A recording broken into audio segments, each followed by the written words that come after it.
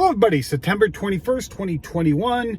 It's about 12:05 CDT. It is Geo-Rant time, Geo-Rant number 151, and it has been a while since I have done one of these.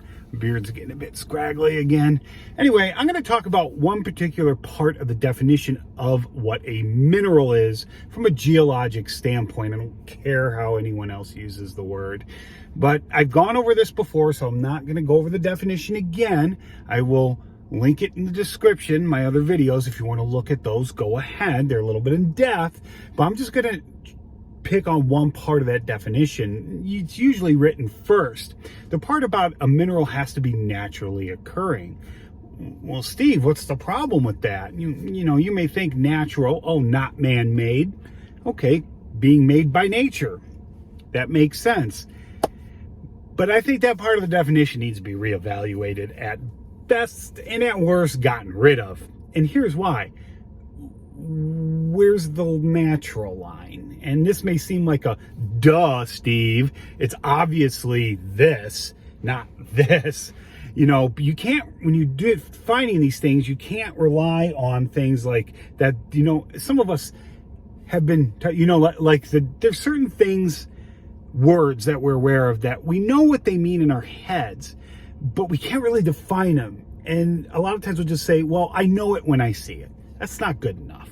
Okay. Not from a scientific standpoint. It's just not. So what is natural? Well, here's the problems with that. Number one, people, human beings are part of nature. We are. Yeah, we change and alter nature, but we're still a part of it. And that may not seem like a big deal to you, but here's where it comes into play. Say I decide to open a limestone quarry somewhere. It doesn't really matter where.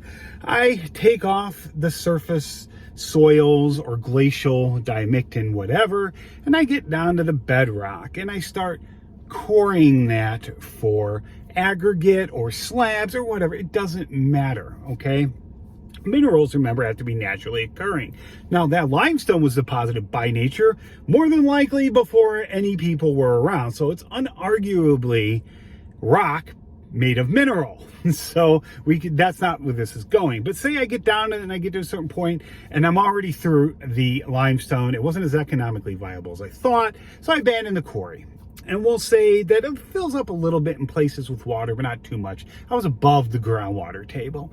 But something's going to happen. And things like pyrite are going to start to form after I've left that quarry. Nature is forming the pyrite.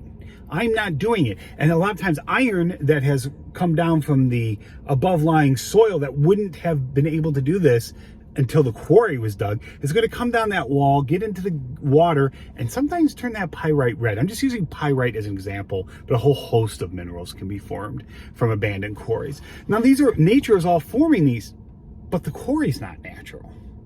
That was dug by me and whoever I hired or whatever. So is that pyrite natural?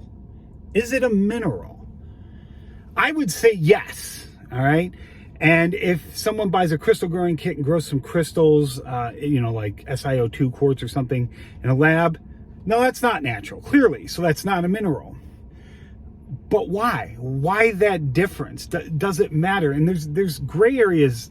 I can think of about 30 gray areas where it's kind of like, the situation that produced that mineral may not have been natural, but nature formed the mineral. So is it really natural, or is it only come about because of something humans did? Even in a crystal growing kit, a lot of them, once you set up that solution, that concoction, you just let time take over and it naturally forms, but it's not considered a mineral because it's man-made.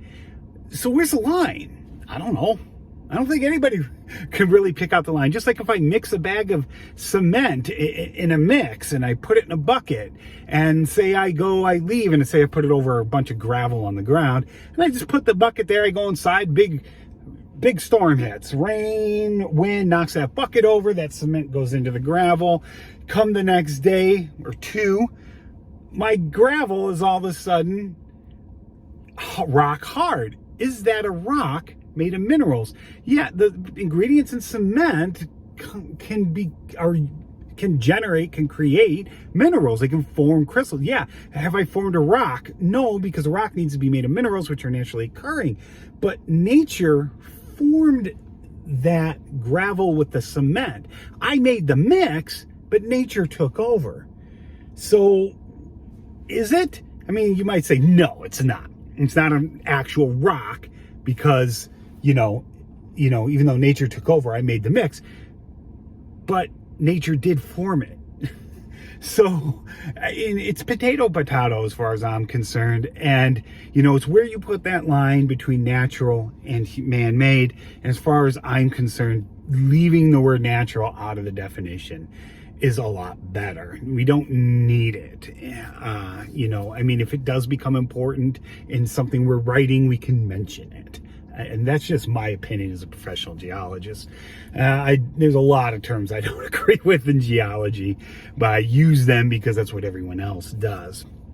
But somebody was bringing up minerals and rocks and stuff, and man-made versus natural, and it just sparked that little that rusty wheel.